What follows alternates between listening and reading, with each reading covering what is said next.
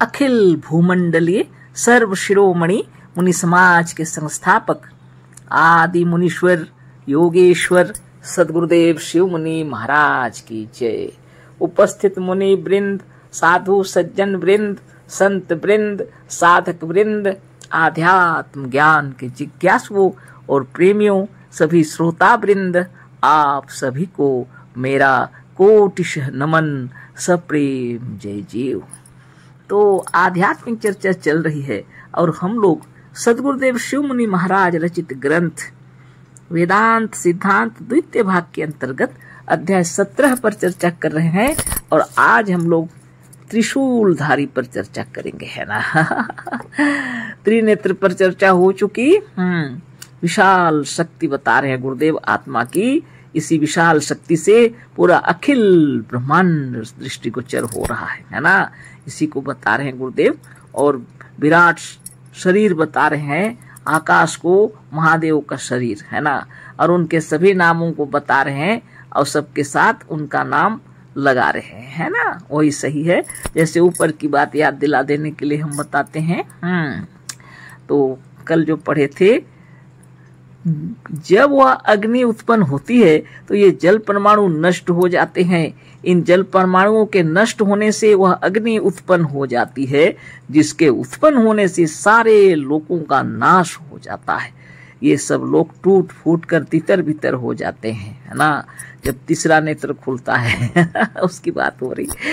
कहने का तात्पर्य यह है कि त्रिनेत्र आकाश है और आकाश के साथ महादेव का संबंध है, इसलिए लोग महादेव को त्रिनेत्र कहते आए हैं। इस प्रमाण व नाम से भी महादेव का संबंध आकाश के साथ विदित होता है। इस प्रकार प्रमाणित कर दिए गुरुदेव, है ना। जो अग्नि है वो सुप्त अवस्था में है, जो आंख मूंदा हुआ है गुरुदेव का कहना है। और सूर्य और चंद्र दिख रहे हैं, दो आंखें पूरे विराट शरीर की बता रहे हैं। आकाश है महादेव का शरीर, है ना। और उसमें सूर्य और चंद्र रूपी दो आंखें हैं और एक आंख सुप्त है जिसको अग्नि बोलते हैं। और जब ये अग्नि प्रज्वलित होती है तो आकाश की नीलिमा नष्ट हो जाती है और हर एक परमाणु अलग अलग हो जाते हैं, सारे लोक नष्ट हो जाते हैं, बता रहे हैं प्रलय की बात। इसलिए सदगुरुदेव बतला रहे हैं कि यह प्रमाण सहित है कि महादेव का संबंध जो है आकाश तत्व से है ना। तो आकाश के जो भगवान है, मालिक हैं महादेव। अब आगे उनका नाम दिया है त्रिशूलधारी। आज इस पर चर्चा होगी। वात, पित्त और कफ, जिसे क्रम से वायु, अग्नि और जल कहते हैं, यही संसार के त्रिशूल कहलाते हैं। सदगुरुदेव शिव मुनि महाराज की जय। वो हम लोग को बतला रहे हैं त्रिशूलधारी कौन है। वात, पित्त और कफ, जिसे क्रम से वायु, अग्नि और जल कहते हैं। तो ये वात, पित्त और कफ को ही वायु, अग्नि और जल कहते हैं। गुरुदेव बतला रहे हैं यही संसार के त्रिशूल कहलाते हैं। ये संसार के त्रिशूल यानी त्रिशूल यानी तीन कष्ट भी कहे जाते हैं। संसार में जितने प्रकार रोग व शूल हैं, संसार में जितने प्रकार के रोग व शूल हैं, सब इन्हीं से उत्पन्न होते हैं, है ना। सब इन्हीं से उत्पन्न होते हैं। जितनी बीमारियां हैं केवल जल, वायु और अग्नि के बिगड़ने से ही फैलती हैं।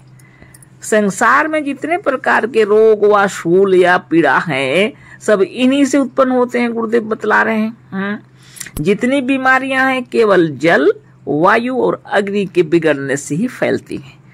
और प्राचीन काल से हमारे आयुर्वेद के अंदर भी यही बातें कही हुई हैं, हमारे सदगुरु जो बतला रहे हैं। आज विज्ञान भी अनेक परीक्षण करके देखा यही बातें हैं। इन तीनों को धारण करने वाला आकाश है। अब बहुत बड़ी बात हो गई। वायु, अग्नि और जल को धारण करने वाला आकाश है ना। क्योंकि अग्नि, वायु और जल ये तीनों आकाश ही से उत्पन्न होते और आकाश ही के आधार पर हैं। तो सदगुरुदेव बतला रहे हैं क्योंकि ये अग्नि, वायु और जल ये तीनों आकाश ही से उत्पन्न होते हैं और आकाश ही इनका आधार भी है। बहुत बड़ी बात है ना। तो इस बात को ख्याल में रखिए, महादेव का संबंध आकाश के साथ है, इसलिए महादेव को भी त्रिशूलधारी कहा गया है। महादेव का संबंध आकाश के साथ है, इसलिए महादेव को भी त्रिशूलधारी कहा गया है, क्योंकि ये कफ पित्त वात है और ये क्रमशः वायु अग्नि और जल है। ये वायु अग्नि और जल रहते हैं आकाश में। आकाश इनका घर है, आकाश इनके उत्पत्ति का स्थान है, आकाश इनका आधार है ना। तो महादेव का संबंध आकाश के साथ है, इसीलिए इनको त्रिनेत्र या त्रिशूलधारी सब कहा जाता है, इसलिए महादेव को भी त्रिशूलधारी कहा गया है। यदि संसार में अग्नि नहीं होता तो वो जल नहीं रह सकता। रहस्य की बात है। यदि संसार में अग्नि नहीं होता तो जल नहीं रह सकता, गुरुदेव कह रहे हैं। सच बात है, गुरुदेव के हिसाब से देखिए और अपने परीक्षण करके देखिए। यदि संसार में अग्नि नहीं होती तो जल भी नहीं रहता। कारण कि बिना अग्नि के जल में प्रवाह नहीं होता, बिना अग्नि के जल में प्रवाह नहीं होगा। उदाहरण दे रहे गुरुदेव, बहुत समझा के आगे पढ़ते हैं। बिना अग्नि के जल नहीं रह सकता। देखिए, यूरोप के कई देशों में जब अग्नि प्रमाण से कुछ अधिक कम हो जाता है, परिमाण होना था, यहाँ छपाई में प्रमाण हुआ है ना। यूरोप के कई देशों में जब अग्नि परिमाण से कुछ अधिक कम हो जाता है, जितना जरूरत है उससे कम हो जाता है जब अग्नि, और जिस महीने में विशेष सर्दी पड़ती है उस साल और उस महीने में वहां की नदियां पत्थर के समान जम जाती हैं। सद्गुरुदेव शिवमुनि महाराज की जय। यदि संसार में अग्नि नहीं होता तो जल नहीं रह सकता। इसका उदाहरण दे रहे गुरुदेव, है ना। अग्नि की महिमा से जल प्रवाहित हो रहा है, अग्नि ना हो तो जल प्रवाहित नहीं होगा, जल जम जाएगा। उदाहरण दे रहे हैं, यूरोप के कई देशों में ऐसी जगह है जहां अग्नि जब प्रमाण से कम यानी परिमाण से कम हो जाता है अग्नि का, तब सर्दी ज्यादा पड़ती है, जिसकी वजह से वहां का पानी है, नदी है, इस पत्थर की तरह जम जाता है। सब पत्थर की तरह जम जाते हैं, पत्थर के समान जम जाती है नदियां। देखिए, उस समय जब की नदियां पत्थर के समान जम जाती हैं, तब भी वहां पर कुछ ना कुछ अग्नि रहता है। ये नदियां जब पत्थर के समान जम जाती हैं, तब भी वहां पर कुछ ना कुछ अग्नि रहता है। हाँ, प्रमाण से कुछ कम हो जाता है। यहाँ छपाई में इतना गलत हो गया, परिमाण होना चाहिए, जितना जरूरत है उससे कम हो जाता है अग्नि, लेकिन रहता है कुछ ना कुछ। परंतु इतने ही से जल एकदम पत्थर हो जाता है, पर इतना ही से जल एकदम पत्थर हो जाता है, बर्फ, है ना। अब ख्याल कीजिए, यदि संसार में बिल्कुल अग्नि ना रहे तो क्या संसार में जल रह सकता है? सद्गुरुदेव कह रहे हैं, अब आप ख्याल कीजिए, विचार कीजिए, सोचिए, कह रहे हैं यदि संसार में बिल्कुल अग्नि ना रहे तो क्या संसार में जल रह सकता है? कभी नहीं, है ना। अग्नि ही के कारण से जल जल रूप को प्राप्त होता है। अग्नि ही के कारण जल जो है, जल का रूप है, जो प्रवाहित हो रहा है, तरल है, हम लोग पी रहे हैं आराम से ना, बिना अग्नि के नहीं होगा। इसी से वेदांत कहता है कि अग्नेराप यानी अग्नि से आपा यानी जल निर्मित हुआ, अर्थात अग्नि से जल उत्पन्न होता है। देखिए, प्रत्यक्ष ही जब गर्मी हुई तो प्रस्वेद रूपी जल शरीर में उत्पन्न हो जाता है। और उदाहरण दे रहे हैं गुरुदेव, जब गर्मी ज्यादा हो जाती है तो हमारे शरीर में प्रस्वेद पसीने के रूप में जल उत्पन्न हो जाता है। अब देखिए, यह अग्नि वायु के आधार पर है। अब और देखिए, बोल रहे हैं यह अग्नि जो है वायु के आधार पर है। बहुत बड़ी बात सद्गुरुदेव बहुत महिमा बता रहे हैं। यह अग्नि वायु के आधार पर है। यदि आप एक जलते हुए लैंप की चिमनी को ऊपर से ढक दीजिए तो वह उसी समय बुझ जाएगा। अब अग्नि के बारे बता रहे हैं गुरुदेव। यह अग्नि जो है यह तो वायु के मतलब आधार पर है। वायु है इसलिए अग्नि भी है ना। उदाहरण दे रहे हैं, जलते हुए लैंप के चिमनी को ऊपर से ढक दीजिए। जब उसमें वायु प्रवेश नहीं करेगा तो एक क्षण में बुझ जाएगा। सबको पता है पहले से, है ना।